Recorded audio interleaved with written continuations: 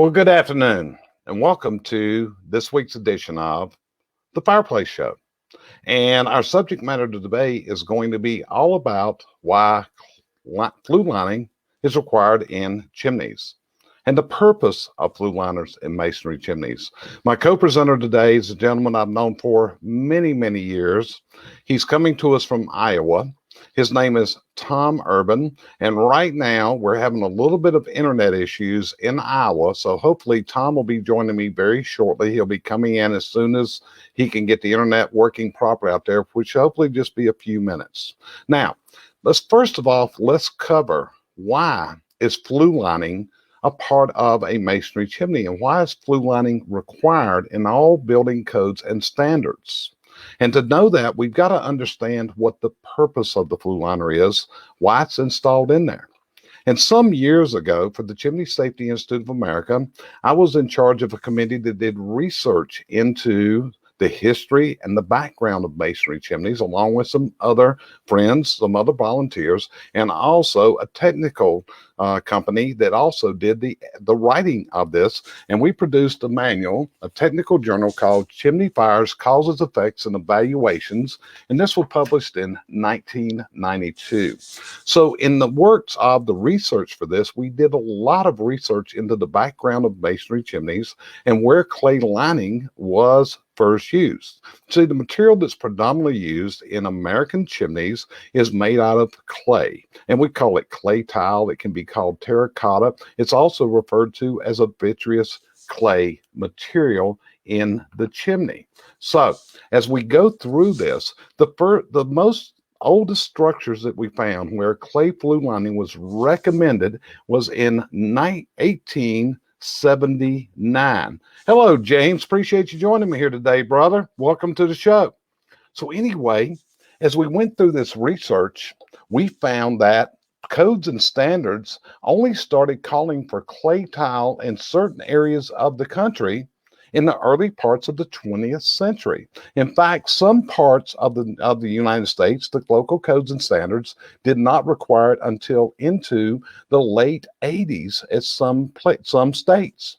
But the purpose of the clay tile, why was it put in the chimneys, and what's it there for? A lot of people think that the clay tile is there strictly for safety. However, the clay tile is actually used to protect the fragile chimney itself, the masonry materials, from the acid attack of the flue gases. And in research done by the United States government through the 1940s by various testing agencies, they did further research about the acids that are in the chimney. And you say, I want to clarify something here. The safety of the chimney is contingent upon the clearances of the chimney. What are the clearances of the chimney to the materials that surround it? If you look over my right-hand shoulder back here, I've actually got a cutaway of a masonry chimney in my background today. And so you can see the arrow that's pointing at the flue liner.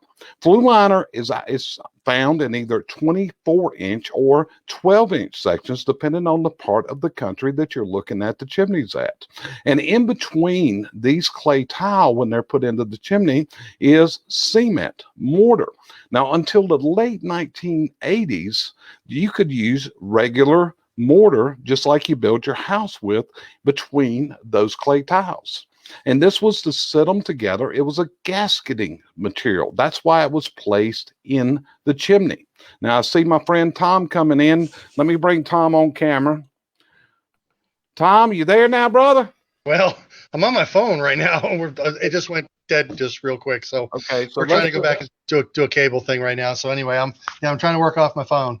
Gotcha. So, Tom, I'm going to bring you up to where I'm at right now. I've just went through why clay flue lining was put into chimneys, where we found where 1870s was where the first usage of clay tile, which was the predominant chimney liner. I brought it up into the early parts of the 20th century when codes and standards started reflecting the need for clay tiles. And then I went through some of the testing that was done by the United States government in the 40s that signified the problem of acids in masonry chimneys. Hello, Lee. I'm glad you're seeing us with you here today. Welcome, my friend. We're talking about clay linings, Lee. So as we go through this, as we keep going through, Tom, I'm up into the 1940s, and I went into some areas of the country that flue lining was not even a part of codes and standards until the 1980s. Now, the thing I had done right before you came into, I talked about the mortar in between the flue tiles. And where in codes and standards up until the late 80s, we were seeing just regular mortar specified with between the flue tiles, where it's the same mortar you build the house out of. And in the late 80s into the early 90s, codes and standards started to change because we found that mortar was failing in the chimney. Now, like I explained a little bit ago, and we're going to, since Tom was not here to start with, I'm kind of going to backtrack a little bit. I told you guys that are listening that in the 1990s, I was in charge of a committee at an educational foundation called the Chimney Safety Institute of America. And we did research into the history of clay tiles, and we published that journal, the one I showed you a while ago, Chimney Fires, Causes, Effects, and Evaluations, which taught us a lot about this. And if you're listening from the aspect of a consumer, so you're aware, Tom, if I say that you and I have taught thousands of chimney sweep technicians and business owners the things we're talking about today, would you agree with that? Thousands of people that we've had the privilege of teaching over our careers. Yep, that's for sure. Yeah, we have thousands. Okay, so to give you a little more background, I want Tom to tell you a little bit about himself, because Tom was in this industry in the 1970s. And Tom, you started lining chimneys that were unlined or damaged in the 70s. Tell them a little bit about what you were seeing and how you started doing this, sir. Okay? Sure. I started sweeping chimneys after doing a stint in the Peace Corps with my wife. We came back to Northeast Pennsylvania, and that was the craze for wood stoves, Jimmy Carter, the whole 9 yards. And we started sweeping chimneys just to get some revenue. Well, it blossomed into something larger than what we ever thought it would blossom into. And yet the cool part is there was nothing, literally nothing that was available. All that was built were outside masonry chimneys that were put up quickly, and they were put in with these guys right here, these clay liners that you're seeing, and they were failing at an extremely rapid rate. And because the outside cold, the wood was too wet, and the story can go on and on. But the real key thing was they were falling apart in chimney fires, house fires, and really how the problem, I realized quickly that whatever we were doing, I needed to find some way of documenting what was happening, because a lot of people just didn't believe me. The old school was that, hey, chimney fires happen. Yeah, that's how you clean out your chimney. You have a chimney fire and life goes on. Well, unfortunately, that wasn't really the real case that was actually happening. So we designed and built a camera system that we could use to lower inside the chimney. And my first one was in 1983. And I was working with an insurance adjuster at the time who, like myself, was extremely frustrated because he didn't know what he was writing money for. And he was trying to come up with a documentative way of understanding what was really going on inside the chimneys. So he and I teamed up, and I spent about a year and a half in a truck with him and on every Friday. And we would go around all northeastern Pennsylvania, southern New York, looking at chimney fires. Besides that, Esther and I had our own service company where we began to reline chimneys. Like Jerry said, there was really nothing out there at the time. So my first liners, I had to roll. I found a sheet metal man I worked with and showed me how to shear the sheet and how to, do a Pittsburgh lock and make a crimped end for it and whatnot. We used 304 stainless steel. I learned how to make tees by hand. So it was, I learned a great craft of metalworking, and at the same time learning how to line chimneys. That progressed into, we needed insulation around us, so we started using loose fill vermiculite. And that turned out to be a fiasco because it leaked everywhere. It was terrible to get into it, which then led itself to work with ceramic blanket as far as an insulating blanket to keep the liners warm.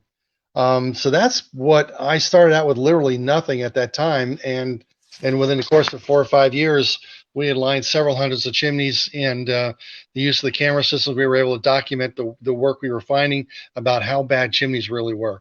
So Okay. that's kind of a real quick story, Jerry. Right. So let's back it up just a little bit here, because what Tom did that was really phenomenal, and I actually met Tom probably about 1983 or 1984. I walked through a trade show, and there was a guy showing a camera for inspecting the inside of chimneys. It was really radically different. And this is a gentleman that invented that system of a camera system. We call it a documentation device. And see, that's what many chimney sweep technicians use today when they come to your home as part of a chimney sweep service.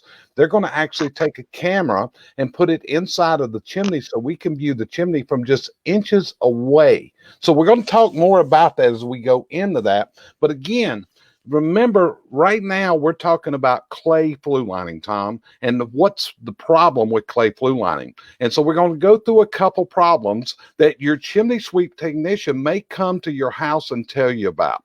Okay, and one of the predominant ones, Tom, is the matter of missing mortar between flue tiles. Remember, for years, we were using regular mortar that's just used to lay brick, that's not rated for high temperature applications.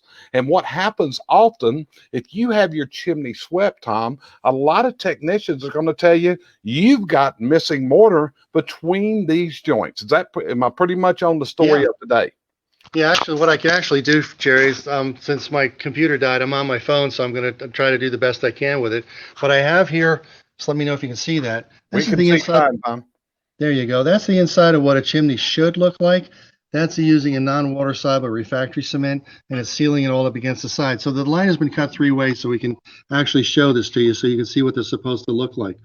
Now, I'm going to take you back over here, and I'm going to move this liner over the way out of the way here.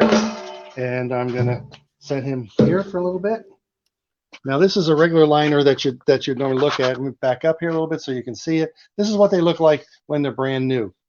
This, unfortunately, is one that has been used. It's been taken out of the chimney. As you can see, it's all dark and black. And if I move my phone up here a little bit, you can see that it's all dark and black in it. Now, what Jerry is explaining to you is that many times people will build chimneys, and there's a variety of different things. One is that masons don't know when they start working that they need to be sealed with the right cement. The other time happens to be just from wear and tear that the liners begin to move around. So what will actually happen is the liners themselves will begin to separate very much like this. So as you can see, there's a gap here like this. So if your chimney sweep's talking to you about gaps or open mortar joints, this is exactly what he's talking about. In some of these cases, these guys can be up here like this, staggered, and you'll see this big, huge opening. It's so bad in some applications that we call it the straw effect. And it really, what it comes down to is, if you ever gone to your favorite, or just a drive-through or whatever, where you're getting a soft drink or whatever and a straw, and if you put the straw into the thing and the lid pierces the straw and you try to suck on it, the next thing you know, you can't suck out because it's pulling air into it. Well, it's the same thing here with chimneys. When these things begin to open up like this, and there we go, I'll get my phone out. These things open up like this, you have a really tough time. Let me see, get some little bit of help here. You have a real tough time, the chimney gets to draw, because you have to remember, chimneys work on negative pressure, or basically a vacuum. So the most important part about it is, once you start breaking this vacuum, it makes it harder and harder for your chimney to do what it's supposed to do. So that's why it's real key that these things be on top of each other. That is refractory cement. I'll show you on the outside of this one over here, like this. This is what you're supposed to have. But in a lot of cases, that doesn't happen. From time, wear and tear, water damage, chimney fire damage, lightning strikes, whatever. These things do, unfortunately, is a great material to vent gases and whatnot, but they're brittle, and unfortunately, most folks don't understand the characteristics that these liners can do. So that's kind of a quick little story about what we do here at this company is design, build cameras for that purpose. But it's really, we really want to let the American public understand that chimneys need to be sealed. They need to be able to liner on top of each other with a mortar joint sealing to prevent this from happening. We're having all this stuff come on the outside of the liner when it's supposed to be inside the liner. And that's the real key thing that a lot of folks may or may not understand. Right. Does that work out for you? Works out good. So let's explain to people this. The clay flue liners, like Tom is showing you right now, they expand and contract with use.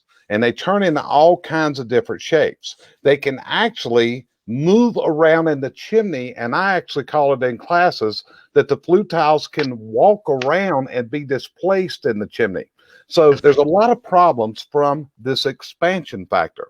and the expansion's going on, and that's helping to wear out that mortar that's between those clay tiles. So what happens is probably one of the most common issues that consumers find when a chimney sweep does an inspection, and probably they're going to lower a camera, they're going to find that there is often misaligned flue tiles and missing mortar between those joints. Now, what's the problem with that? Well, here's your problem. Number one, it can leak acids through the clay tile. If you look at the clay tile that Tom is showing you right now, you can see where the outside is coated with the creosote. Now, what's the problem with this? Remember the purpose of that clay flue lining. It was to protect that fragile chimney housing from the acid attacks of those materials. Now, the second thing that happens, and Tom came up with one of the best examples of this, is your chimney is pulling into it. This is what we call draft. Well, if you have gaps in between those flue tiles, what's happening is instead of pulling the draft from the fireplace or from the wood stove, all of a sudden the air comes into the chimney itself through those gaps. And what this can cause, it can cause the smoke, the byproducts of combustion to spill into the home. Tom, you've compared this to a drinking straw. Let's talk about the drinking straw comparison a minute. Well, that's the key thing, Jerry, is if you physically understand it when you have a hole in the straw, that you're sucking and sucking and sucking, and you're getting air and you're getting part of your beverage. That's the same thing your chimney's doing. It's working as hard as it can, but it's being defeated by the amount of dilution air coming in. The unfortunate, and it's like a twofold thing. I'll try to keep it so I don't get too technical.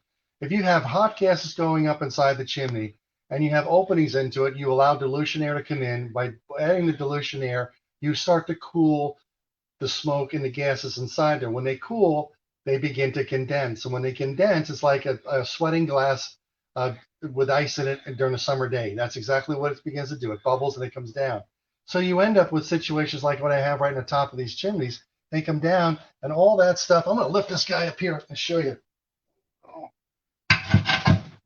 This is how it was put in the chimney at the time. They took it out together. But this is what's happened is that thing has sweated enough that now it's come down, it's leaked through, and now it's on the outside of the chimney itself.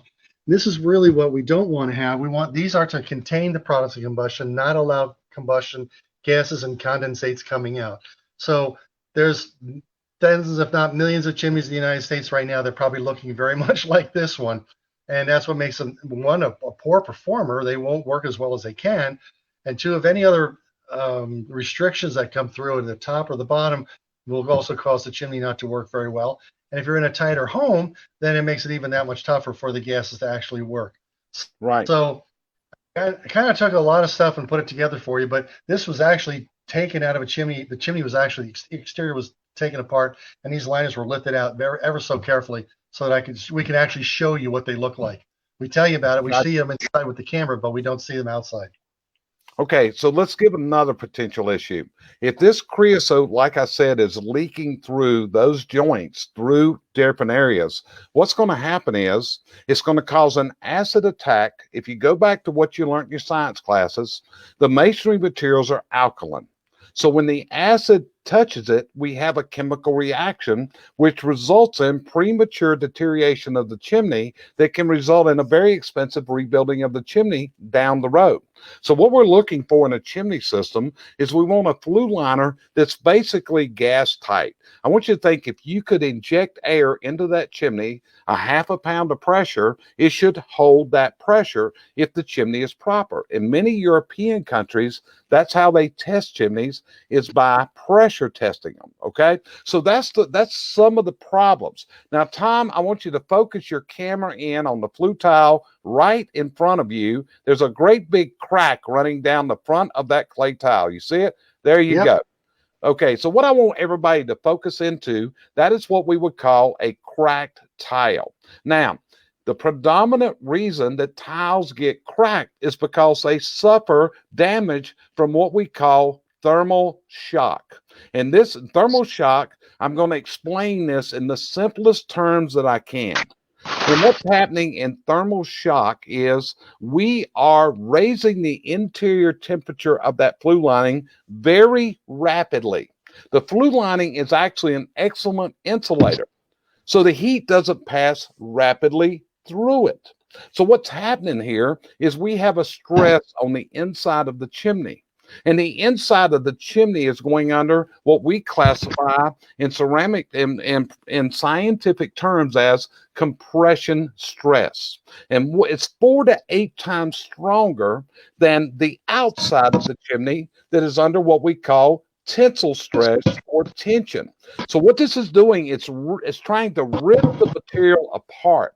And after it reaches a certain degree, what we call the temperature differential, where the inside of the clay tile and the outside of the clay tile differ in temperature at approximately 450 to 550 degrees on a square or rectangular tile, fracturing will occur. On a round tile in our studies, it can take up to 850 degrees for that damage to occur due to the shape. Now, one of the problems of clay flue lining is it is a ceramic cylinder. And by being a ceramic cylinder, it exerts a lot of stress that causes cracking to these chimneys. Remember, it's expanding, it's contracting. If you could measure the clay tile when it's heated, you would see that it gets thicker and it gets taller. It can actually grow inside of chimneys. We can find cases where it actually picks up the top couple feet of chimney and can raise it up, and we find on the outside of the chimney a cracking we call a circumferential crack. But that is from thermal shock, because a chimney fire will rapidly raise the temperature up. But I also want to let you know that even furnaces, when they fire up in extremely cold areas, if you live up in the cold Northeast and your chimney is down at 0 or below, excuse me, and your oil furnace comes on, an older oil furnace can actually put temperatures in very rapidly up to 650 degrees. And this can cause cracking of a chimney from that thermal shock. So, Tom, what would you add in about thermal shock and what I've told people here? Actually, I can just show you by example, Jerry.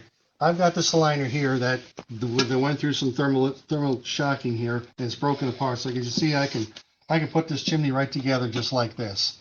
All right. You can also see that this is probably the top liner, because that line that you're talking about was right here. And as you can see from the sides, all the smoking and stuff that was exhausting outside the liner was against here.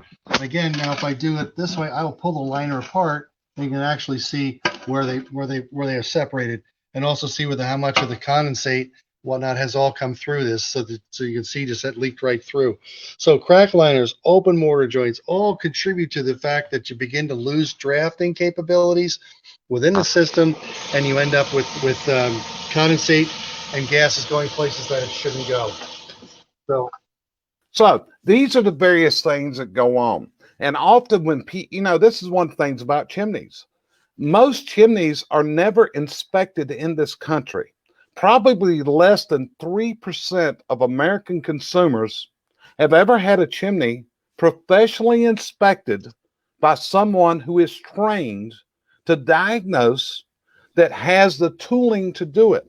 Earlier this week, I attended a chimney inspection, Tom. Believe it or not, this inspector brought out 3 different of your cameras to inspect this chimney, because what we needed was, we used your Enviro camera, we used a straightforward lens, and we also used a lighthouse. But the problem was there were severe offsets in that chimney. So we had to inspect it from top down, from bottom up, and we had to go to a smaller camera with a flexible end to get up past those offsets. You understand where I'm coming from? Yeah. So thermal shock, what else would you add in with this? Now, last week, folks, if you go back and look at our last show, it was all about creosote.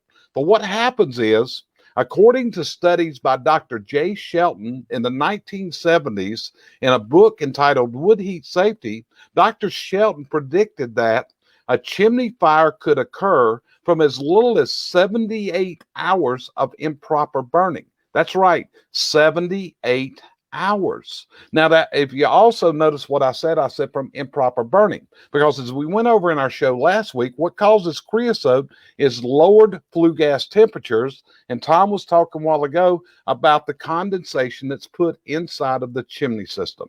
So these are the problems. And like I said, what we're doing with this show is we're broadcasting this show for consumers. This show is not made for chimney technicians, even though we hopefully got a lot on here. And if you guys are out there, we welcome you to share this show on your own social channels to help educate your customers in your market area. So, Tom, anything else about that? Because we've talked about various factors here that damage these clay tiles. What else would you bring into that discussion?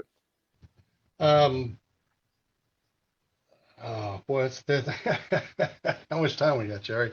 Okay. I think the most key point. I think that if I was willing to talking to homeowners is the fact that these things need to be sealed. If they were inside a home, they're better than when they're exterior. If they are exterior, if there's a way to somehow insulate it so that you can keep the temperature up. I think a lot of folks are expecting chimneys to do things, especially on an exterior format, where it's outside the house envelope, that they cool down so rapidly that it is really, really tough sometimes to keep a fire going or keep the draft going, which means you end up having to put more wood on the fire and whatever to keep the thing going so that you can keep the heat generated. Versus if the chimney was insulated like they did in the old days, back in the 16, 17, 1800s, they made sure the chimneys were on the inside of the house. And the reason they did that was to try to keep the chimney as warm as possible. And at the same time, also we're able to get more heat off the chimney before exhausted out onto the exterior. That made a huge difference when it's inside or how well they draft from time. So I think that's what I want homeowners to understand is that the joints themselves, anything that opens the chimney up to the ability that this is what happens, is what is most important. Yeah. Here's a couple comments that are coming in. They're on some of the Facebook channels. That staggering statistics. Keys, phrase, and evaluation. Failure to contain the products of combustion, which is the smoke and gases, those kind of things. So we're seeing a lot of comments coming in because we're broadcasting on 8 different Facebook channels and YouTube right now. So we see some come in. When you come into our show, you've got to really let StreamYard know that you're coming in. That way you'll see your comments. I love to flash them up here on the screen. There's nothing better than seeing something like what my friend James Owen said here. I highly recommend the book you wrote back in the early 90s, Chimney Fires, Causes and Effects. I learned a lot from that book. And that's what's happened to the whole industry. And actually, so what we're going to do now, we've told you about clay flue lining. Clay flue lining is in most masonry chimneys when they're built in the United States. But as we came into the chimney sweep industry, and Tom entered this industry before I did, but still, I was in the early 80s. Tom was in the late 70s. So what we saw in the chimney service industry was we saw that clay flue lining was starting to fail from chimney fires, or many chimneys never were lined.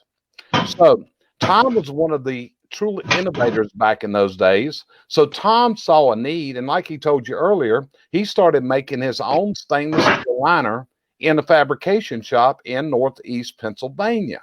But as the industry grew, what happened was we had manufacturers that came out with various types of relining materials for lining chimneys. At first, we had rigid pipe where it was in straight sections with elbows. Then we started having flexible stainless steel pipe. Now, Tom, in your background, in your career, and he's showing you that's rigid pipe. He's holding his hand with a T section. You'll see there's corrugated stainless. We've had a lot of different stainless steel materials using interlock stainless, using corrugated, smooth wall. And today, the choices in lining materials for a chimney lining contractor are pretty vast what's out there.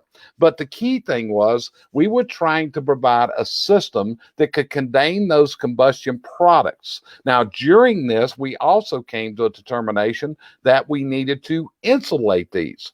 And in the history of insulation of flue liners and the development of various stainless steels, we have went through various alloys of stainless steel. In the early 80s, you would see 400 series used. Then we saw 304 and 300 series. Today, I would say the predominant stainless steel alloy is 316, but we also had various types of insulators. One type is mixed with, it comes in a bag that your contractor is going to mix with water on the job site and pour in behind the new stainless steel liner. The other is they're going to use a ceramic wool blanket. And Tom, I think you were involved in the development of the ceramic wool blanket. Am I correct?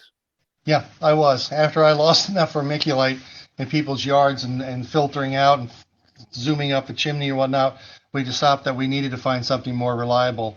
I think it was about 1980, maybe 83, 84, when we stopped at an insulation plant and we found a ceramic blanket.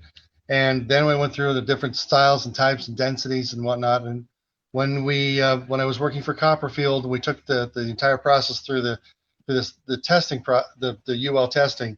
Is when the second time around is when we began to use the insulated blankets versus the pour-in style of insulation. Okay. And the variety of different thicknesses. Now today they have foil encased materials that you can use in 4, 6, and 8 pound densities that are probably most common today. Right. Now, Tom said something a while ago. He said Copperfield. So, Copperfield is not David Copperfield, the magician. Copperfield is one of the larger distribution companies and manufacturers in the chimney service industry. So there was a part of Tom's career that you worked for Copperfield as their technical director, I believe. Am I right, Tom? Yes, I was. Yeah. Okay. So I actually followed my second day on the job happened to be at UL during the testing procedures for the chimneys, for the chimney liners. So, and then I followed it through the testings and all through the listing processes and that were involved with it too. So yeah, myself and a team of other people, that's for sure, to get it done. Jerry, did I lose you? I'm not in the sun, but for some reason I turned red. So I apologize for the redness because we don't know. It's something in the lighting and maybe it'll go away. I don't know what it is. So my blood pressure is not running up. But if you see me turning red, maybe if I get closer, whatever, we'll figure out this one part out. Okay. So I apologize for the redness. My blood pressure is not going up. I'm not bad, Tom. So we got to clarify that in this show. Okay. What's that guy on Avengers that's red? Yeah. The red. Yeah. What can you say? So I just went behind the curtain to try to adjust the lighting. So Tom, as we went through this, let's talk a little bit about what's happened in the lining industry and the changes that have gone on. Okay. The first testing was actually getting the liner in, using the appropriate lining material and size properly for the appliance that you're working with. That was completed. The next hurdle came down to is while I was working at Copperfield, the situation warranted that the chimneys had to be designed and built inside a NFPA or IRC designed chimney, which they all had clearances that were supposedly added to it. Well, we came to find out that around the amount of most of America, probably like 63 million chimneys out there, a lot of them do not have that airspace. So what we ended up having to do is a couple things. One, we had to go back and use a higher rated insulating blanket so that we could do what was called a 0-0 test, which meant that if the liner was up against the liner wall and if there was no clearance on the outside, that the liner would be able to contain the products of combustion and also keep the heat down below 90 degrees, 90 degree temperature from ambient. So that was the next place we had that they worked on, is making sure that you could put a insulated liner inside a chimney and be able to match that and keep the clearances away. Then I started getting into the exotic stuff, which was going to be we started out with 304, then was 304L, then 321 was used. These are all different styles and types of stainless steels, and probably filtered out because the most expensive of them all was 316. In some cases, they're using 316's Ti, which has some titanium into it. So those, yeah. So there's been a variety of manufacturers have offered products for people, but I probably the mainstay these days. I probably would say most of it's pretty much all those all 304 and 316. Gotcha. Now, Tom, one of the things was also when you worked at Copperfield, and you and I have spent a lot of time relaxing together, but you told me about the time that you found Flue goo, that you had been looking for a mortar to use between flue tiles that would do the job. And you told me about you grabbed a handful of stuff and running down the hall and tell everybody, I found it, I found it, I found it. So do you remember that time, Tom? I do remember that time. Yeah, we were looking for a supplier to get us some type of a refractory cement that the Copperfield could offer for using it on the joints on the top of liners and also for sealing up different areas where you needed a high temperature a high temperature cement. So yeah, I was like, it was kind of like the thing from The Jerk, I'm somebody, I found the stuff, and so yeah, that was a while Now, ago. okay, Tom, so I'm going to progress into the mid 1980s because all of a sudden we started seeing additional problems in chimneys, not from chimney fires, but from condensation caused by high efficiency appliances. During the 60s, the 70s, times for that, there was never a time that chimneys were lined for central heating. But all of a sudden, we started to installing chimney liners, not from a safety aspect, but rather to contain the products of combustion and make sure that we didn't eat the chimneys alive because of the acids it produced. Do you remember that period of time? I was in Northeast Pennsylvania at the time that I was sweeping back there. The entire area at one time was predominantly oil, and when like 2 or 3 years, like right early '80s, when it began, the natural gas was being piped in through the towns. We saw the transition going from oil chimneys to gas chimneys, and the amount of corrosion that was happening was unbelievable. How the gas was literally cleaning the interior of the chimneys out and depositing it all down at the base of the chimney. They were gooky, they were wet sometimes, dry particles, flakes. Some of them were partially blocked already. And it was the interesting part of that is as the industry was working on all the other older gas appliances were either a pilot light and weren't used natural draft. There's always draft going through the chimney, which kept it moving. When you got into the higher efficiency appliances, less heat was going up the chimney, causing more condensate problems, issues, and especially if you're working with a material like this clay liner right here, it was devastating how they tore the chimneys apart. Then later on, the oil, basically in the late '80s, when the oil started to come in with higher efficiency appliances, again the same problems happened. They instead of 600 and 700 degree temperatures going up the chimney, it was now down to high fours to low 300s. That's a dramatic change in the amount of energy efficiency that's saved in the home. But again, inside the chimney, they were cooling down way too fast and destroying chimneys. So Right. I witnessed it a lot back in those days. Right. So what we found out is in the research we've done, and between the two of us, I think you'd say we've done a great deal of research in our careers. But what we're finding today we have high efficiency wood burning appliances. We have high efficiency oil burning appliances using fuel oil. Hope that comes out right. People say I don't say oil properly because of my southern accent, but fuel oil, because gas and other fuels. So today, when you see that you're going to be installing a high efficiency appliance, it's probably going to require a high performance venting system that's designed to contain the products of combustion, that's going to be properly sized, that can assist in that appliance operating properly. And if you don't do that on our modern appliances, more than likely, a couple things are going to happen. Number one, the appliance is not going to operate properly. Number two, it's going to use an excessive amount of fuel. Number three, you're going to produce a lot of condensates and acids. And number four, you're probably going to face replacement of your chimney prematurely. It's not going to live for its anticipated lifespan, which is vastly important in today's world. Now, like I said, if you go back through, we talk about chimney fires today. And if you go back and review our last show, we talked about creosote. We talked about creosote removers. Now, Tom, let's stack those flue tiles back up for a minute, would you?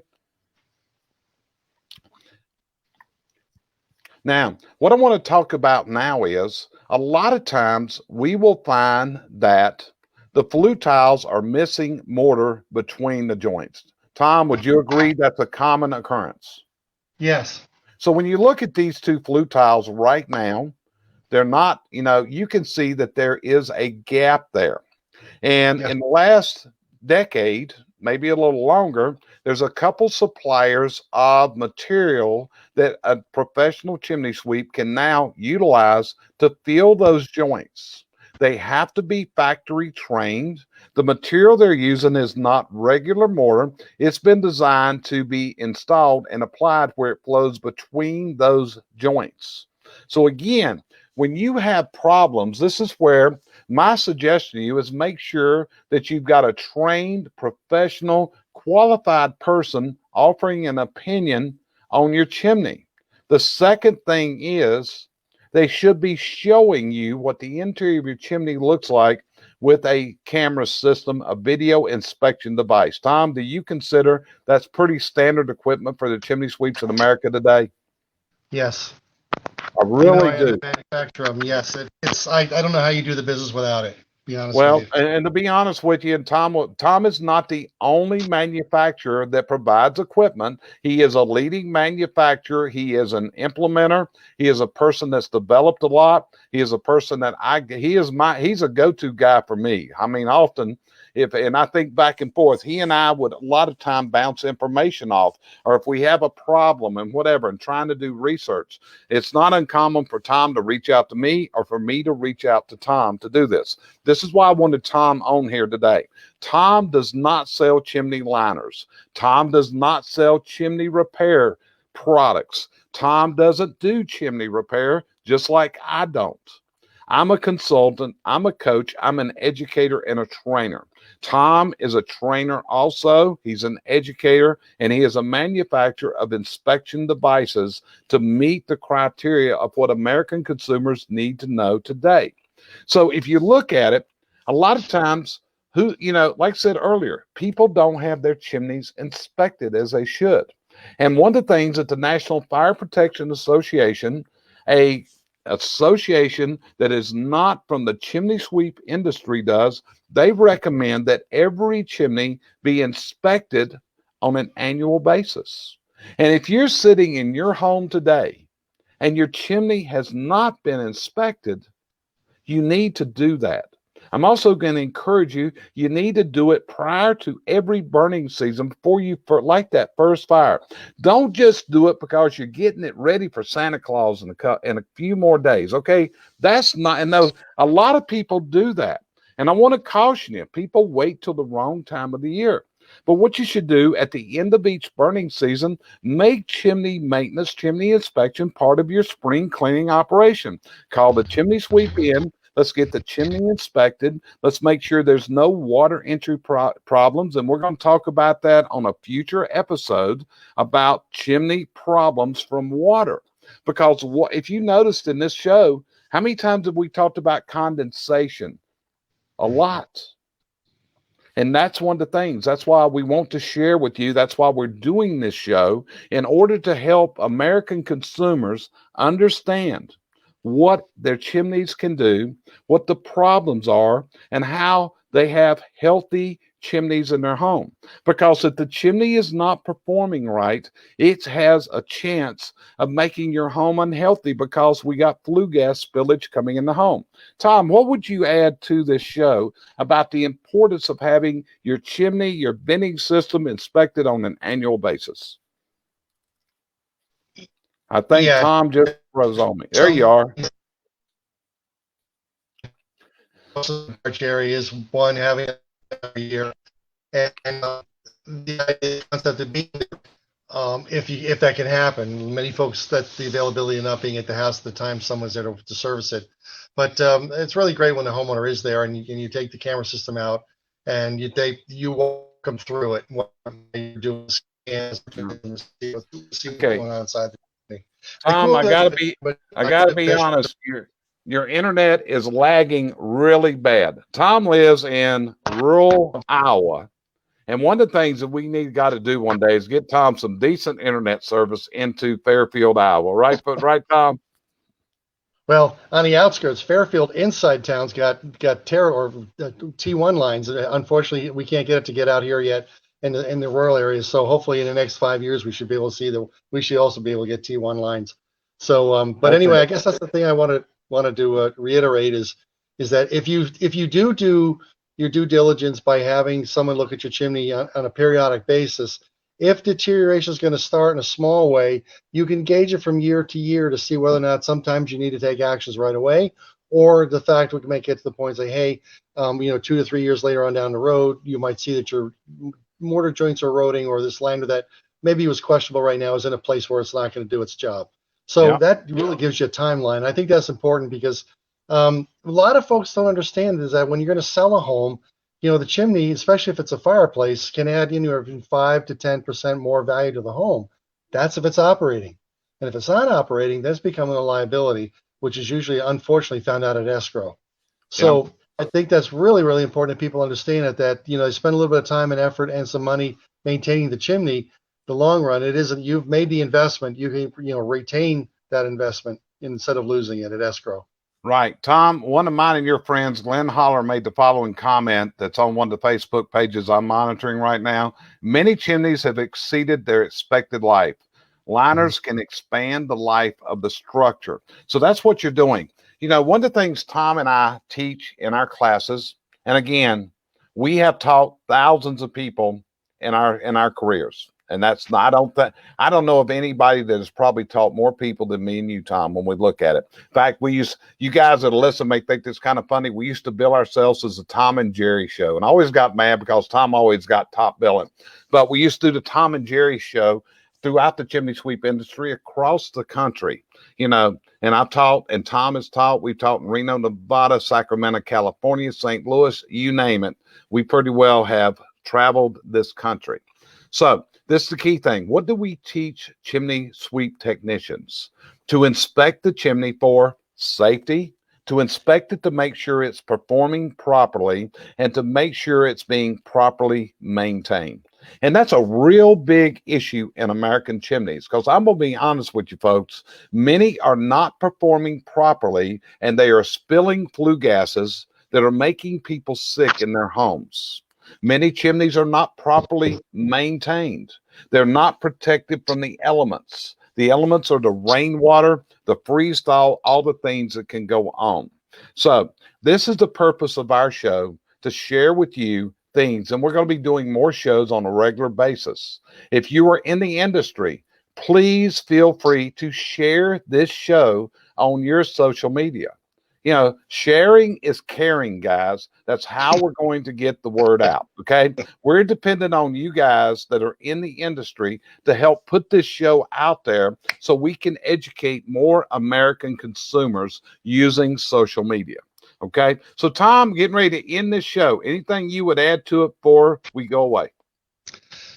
Have a great holiday. Thanks for the opportunity to be here today, Jerry. It's great. As always, if you want to tap me for some more information, love to help you out as best we can. But I wish everybody a very Merry Christmas, Happy Hanukkah, and Happy Holidays. There you go. And that was my friend that goes back many, many years, a colleague, and someone that I get a lot of information from that's helped me tremendously in my career. And like he said, I want to also wish you the most happiest of Christmases, Happy Hanukkah, and a most prosperous New Year. My name is Jerry Isenhour. Our company is CVC Success Group. And what we do is we are coaches and we are educators. And our purpose in this show is to share information with the consumers of America so you are better educated about your fireplaces, your chimneys, your gas logs, your appliances. So be sure and watch us on future episodes. The replays will stay up here. And I want to thank you very much. It is an honor, it's a privilege, and it's a pleasure every time I see that people are tuning in to us live like this. So thank you from the bottom of our hearts, and we will see you on our next show.